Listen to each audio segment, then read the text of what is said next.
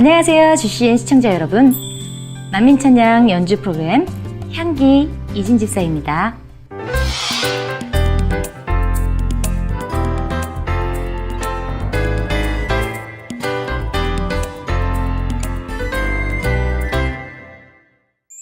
성공한 화가를 꿈꾸는 한 젊은이가 성공의 비결을 물으며 유명한 노화가를 찾아왔습니다. 한참 동안 젊은이가 그림을 살핀 노화가가 그림을 완성하는데 얼마나 걸렸는지 물었습니다.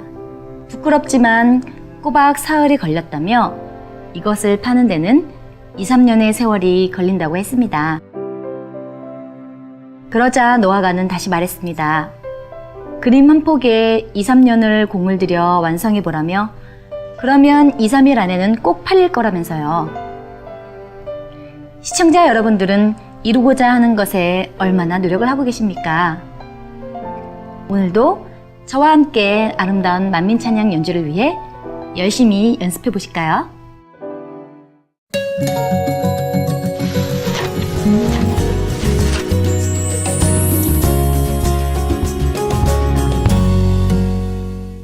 저는 5살 때부터 피아노를 배웠는데요. 어린 시절 음악을 하다 보니 제게는 피아노가 늘 친구와도 같은 존재였습니다. 멜로디, 화성, 리듬을 모두 표현할 수 있을 뿐 아니라 다양하고 폭넓은 음역과 음색을 자랑하는 피아노. GCN 시청자 여러분들께 이번 기회에 피아노라는 악기에 대해서 좀 더 자세히 설명드리도록 하겠습니다. 피아노라는 이름은 원래 정식 명칭이 피아노 에 폴테라는 이름이었습니다. 이 이름을 간단히 줄여서 부르다 보니 피아노가 되었는데요. 원래 피아노 이전에는 챈발로나 합시코드와 같은 건반 악기들이 있었는데 이 악기들은 현을 잡아 뜨는 원리로 되어 있어 음량도 작았고 크게 치거나 작게 치거나 하는 샘여립의 표현이 어려웠다고 합니다. 이를 1720년경 이탈리아의 크리스토포리라는 사람이 개량하게 되면서 현재의 피아노와 같은 형태로 자리 잡게 되었는데요. 피아노는 현을 해머로 내리쳐서 울림을 주기 때문에 챈발로에 비해 훨씬 더 음량도 풍부하고 샘여림의 표현도 다양하게 할 수 있답니다. 또 페달을 이용하면 하나의 음도 길게 음을 끌어서 연주할 수도 있습니다.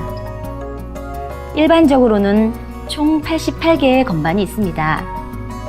하지만 개량을 통해서 최근에는 97개까지 늘어난 피아노도 있다고 하는데요. 그러면 연주할 수 있는 음역이 훨씬 더 다양해지겠지요? 네, 피아노에는 보통 페달이 3개 있습니다. 주로 연주 시 많이 사용하는 페달은 가장 오른쪽에 위치한 댐퍼 페달입니다. 이 페달은 음량을 크게 만들어주고 음을 지속시켜주는 역할을 한답니다. 또 스케일을 연주할 때에도 사용하면 레가토 표현에도 도움이 됩니다. 가운데 페달은 소스테누토 페달이라고 합니다. 이 페달은 좀 신기한 역할을 하는데요. 어떤 음을 누른 뒤 바로 소스테누토 페달을 누르면 그 다음에 다른 음들을 연주하는 동안에도 영향을 받지 않고 지속될 수 있습니다. 마지막으로 가장 왼쪽에 있는 페달은 소프트 페달이라고 합니다. 소리를 작고 부드럽게 만들어주는데요. 곡에 따라 분위기를 바꾸거나 음색을 다채롭게 표현해야 할 때 사용하게 됩니다. 우리나라의 피아노가 언제 처음 들어왔는지 정확한 기록이 없어 의견이 분분하다고 합니다. 하지만 대략 1900년도 정도로 추정되고 있는데요. 피아노가 우리나라에 들어온 지 겨우 100년 남짓 되는 시간이 흘렀을 뿐인데 지금은 우리나라에서도 세계적인 피아니스트들이 많이 나오고 있고 또 이렇게 피아노라는 악기를 통해 아버지 하나님께서 주신 찬양도 연주해 볼 수 있으니 참 감사하다는 생각이 듭니다. GCN 시청자 여러분, 이제 피아노에 대해 잘 알게 되셨겠지요?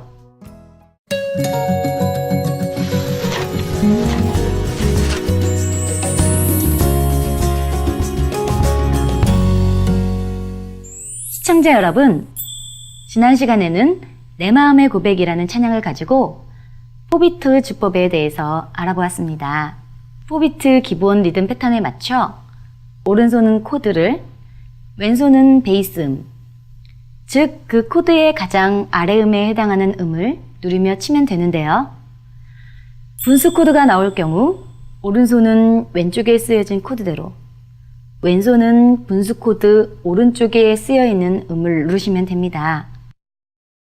이때 오른손으로 치는 코드는 최대한 주어진 선율보다 아래로 쌓아서 연주하는 것이 좋다고 말씀드렸습니다. 시청자 여러분, 곡의 분위기에 맞게 리듬과 화성을 채워주니 이제 비로소 반주를 한다는 느낌이 드실 겁니다.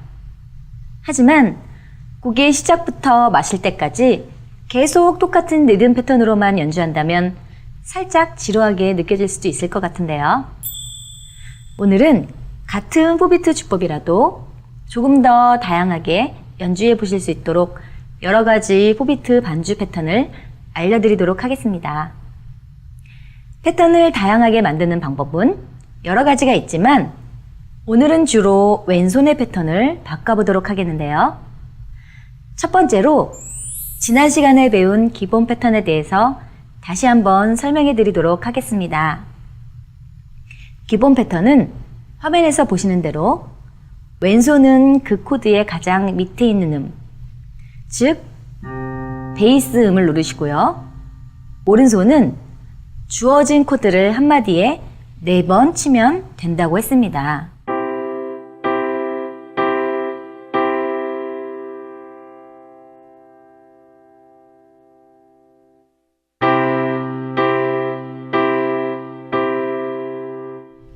만일 한마디에 코드가 하나가 있는 것이 아니고 2개라면 베이스 리듬과 오른손 코드는 서로 2박씩 나눠서 이렇게 맞춰 치시면 된다고 말씀드렸습니다.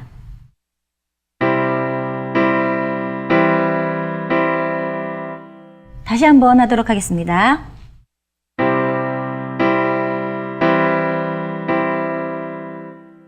네, 그럼 이번엔 이 기본 패턴을 조금씩 바꿔보도록 하겠습니다.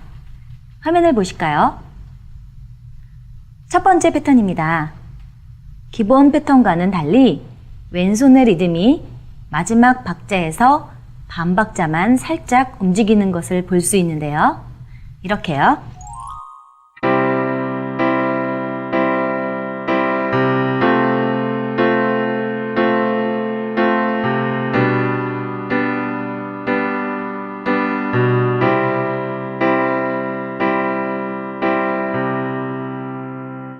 다시 한번요.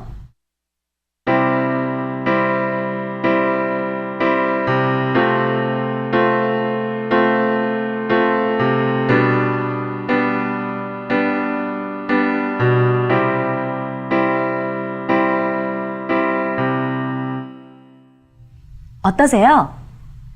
왼손을 단음만으로만 누르다가 리듬을 좀 더 넣어주니 음악의 진행감이 생기는 것 같죠? 그럼 이번에는 조금 더 변형된 리듬 패턴으로 알아보도록 하겠습니다. 두 번째 패턴은 왼손을 보면 앞에 2박자만 딴딴으로 치고 뒤에 2박자는 머물러 있는 패턴인데요. 이렇게요.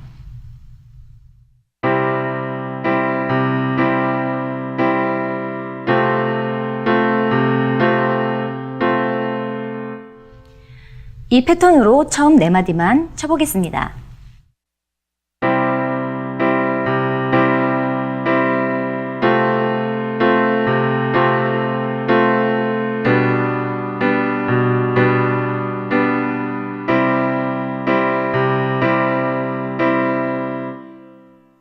세 번째로 좀 더 리듬을 쪼갠 패턴을 알아보겠습니다. 세 번째 패턴은 왼손의 리듬이 2박자 단위로 리듬이 쪼개지고 있는데요. 이렇게 2박 단위로 쪼개지면서 연주해주게 되면 한결 더 음악에 진행감이 생기게 됩니다. 이렇게요.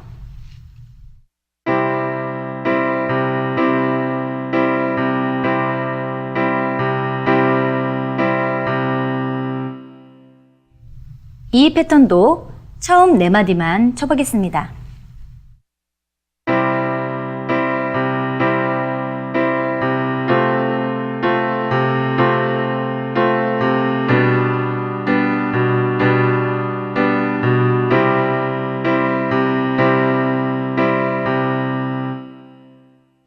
시청자 여러분들께서도 한번 따라해 보세요.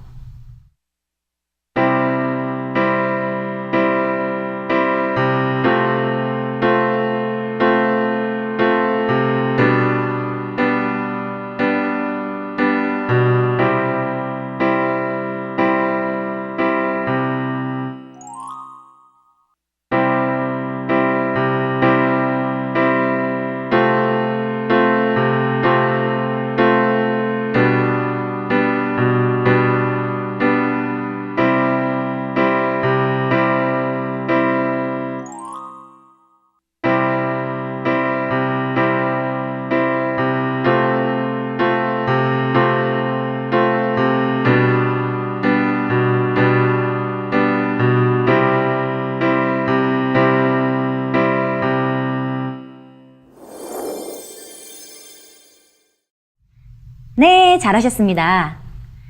오른손도 4번씩 쳐야 하는데 동시에 왼손의 리듬도 바꾸려고 하니 조금은 어렵게 느끼실 수도 있겠네요.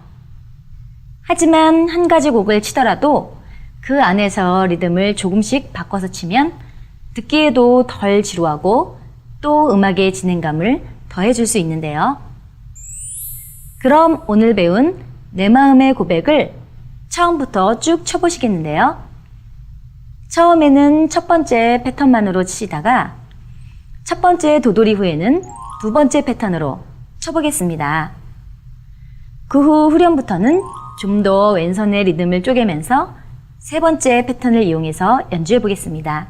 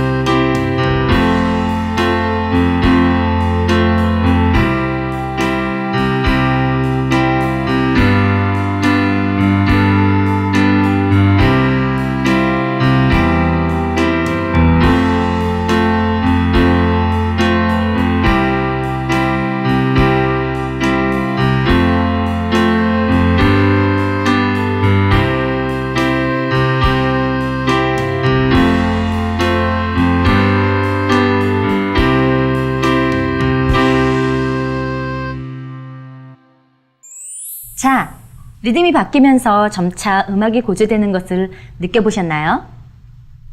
시청자 여러분들께서도 이번 기회를 통해 다양한 4비트 패턴들을 잘 익혀보시면 좋겠습니다.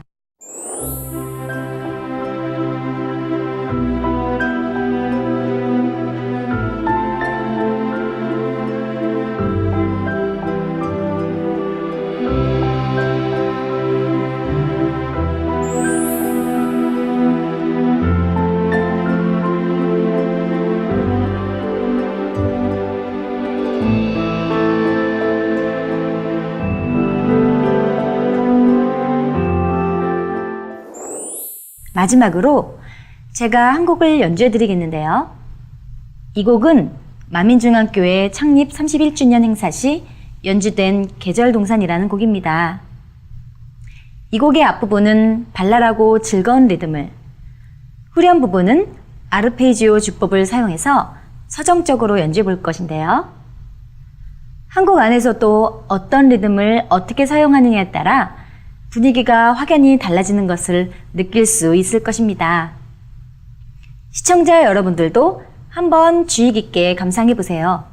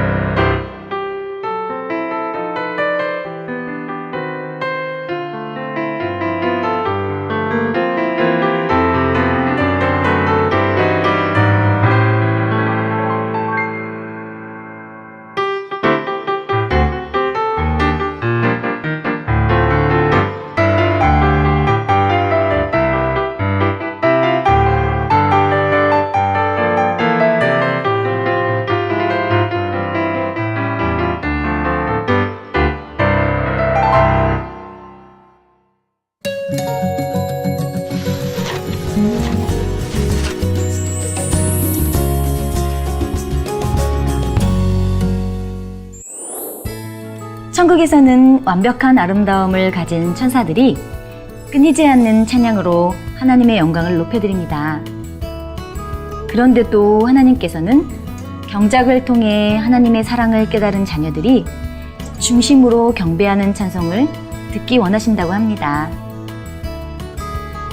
아버지 하나님을 지극히 사랑하는 자녀들이 눈빛과 표정, 목소리와 온몸으로 드리는 사랑과 감사의 향을 받기 원하시는 것이지요. 장차 여러분은 아버지 하나님의 보좌 앞에 섰을 때 어떤 모습으로 찬양을 드릴지 상상해 보십시오. 오늘도 이러한 사모함을 가지고 새롭게 변화되어 가장 정결한 심령과 진한 향으로 드리시기 바랍니다. 지금까지 이진 집사였습니다.